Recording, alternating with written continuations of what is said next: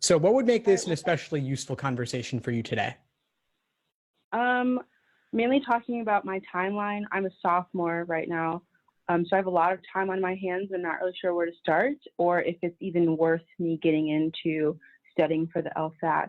And also, should I be studying for this, like I'm saying for the SAT, where I can take it once, like next year, and then retake it again my senior year?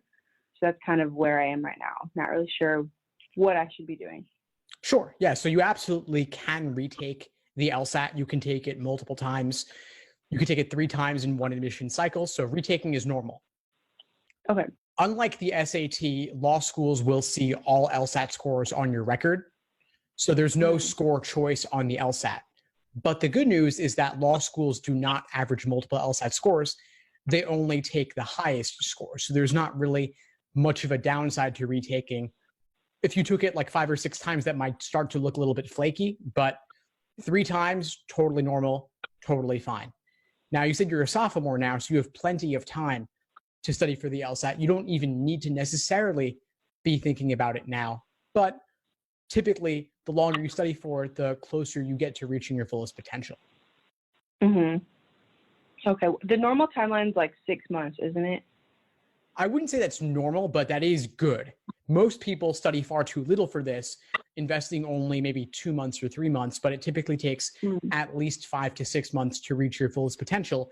And I have encountered a lot of students who study over the course of a year and do end up getting top scores. It's a question of commitment, putting in the time. And then, of course, there's nearly 100 released LSAT exams. And so if you studied even just half of those, you would be better prepared than most test takers, and you would have seen virtually everything under the sun. Okay, that makes sense. Well, that's really all I was curious about, is what I should, how, like, does it matter if I start now? So it sounds like it wouldn't hurt to start now, but I don't need to.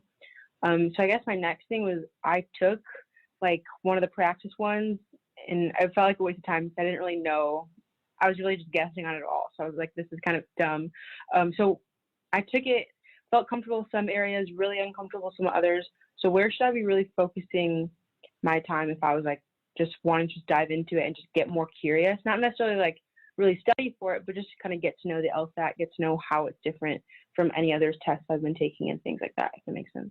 Yeah, sure. Well, if you just want to dip your feet in the water, I mean, do another practice test or 2 and review it and look up explanations for it, or think through it yourself, or study with a friend, just to see not only what you're having trouble with, but why are you having trouble with it, and why is the right answer right? Why is the wrong answer wrong? And why was the wrong answer tempting to you? Why was the right answer discouraging? And so, I mean, there's nearly 100 exams. So if you look at a couple of them, that's not really going to hurt anything. I just wouldn't make them the most recent exams, because you'll probably want to save those for closer to your actual LSAT. That makes sense. Okay. And then is there, I guess 2 questions. One, is there recommended practice tests that you would say, would you steer clear of like the bigger LSAT books and stuff like that? Does that make sense? Yeah, sure. So there are nearly 100 released LSATs, like I said. Most of them are published in books of 10 exams for around $20 each. So that's what you want to get. They're all numbered, and higher numbers are more recent. So right now we're in the high 80s. We're going to be, by the time you take it, you'll be like the 90s, prep test numbered in the 90s.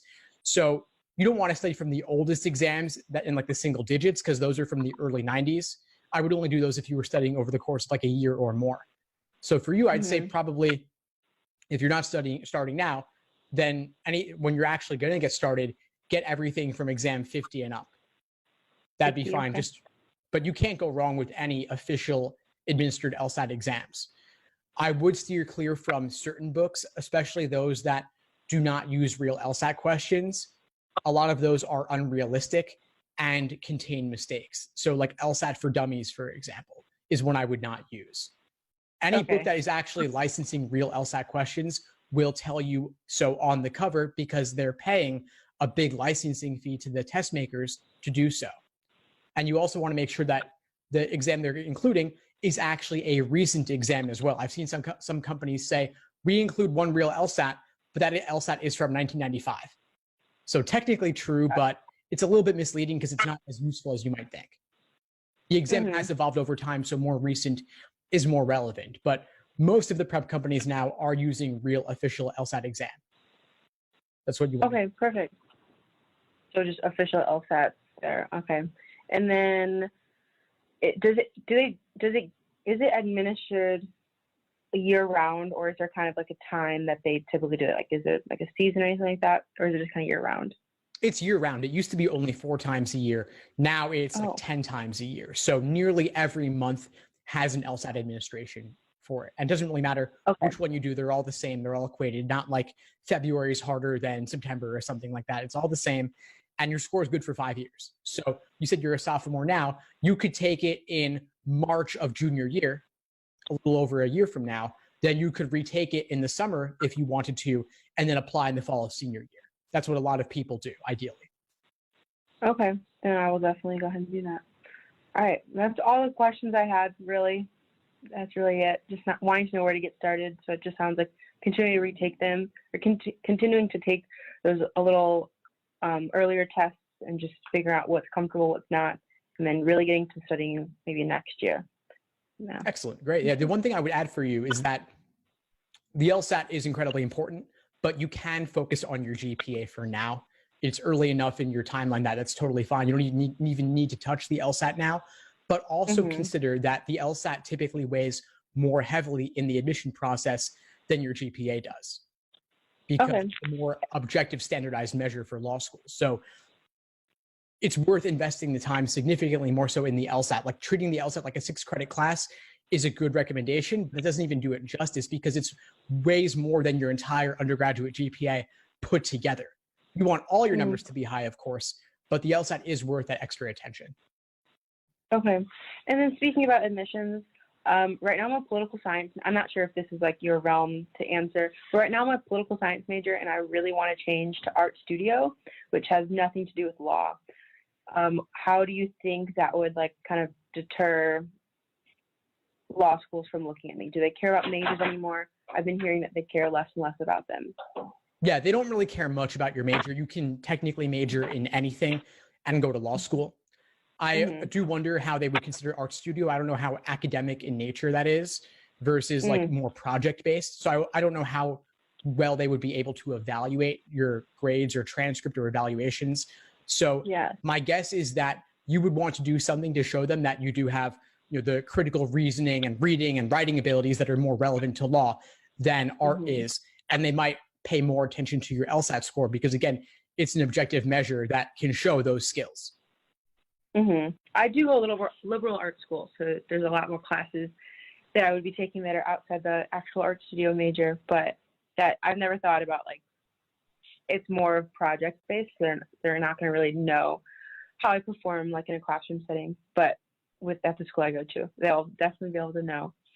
Okay, that's really all I have then.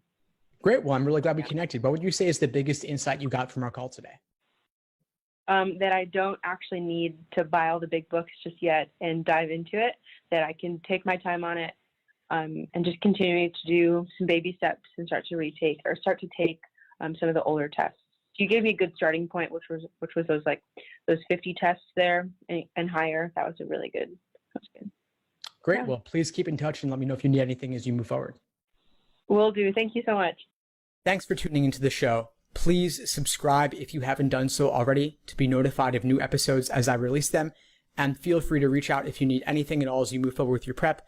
I'm happy to help however I can. In the meantime, I'll wish you all the best and take care.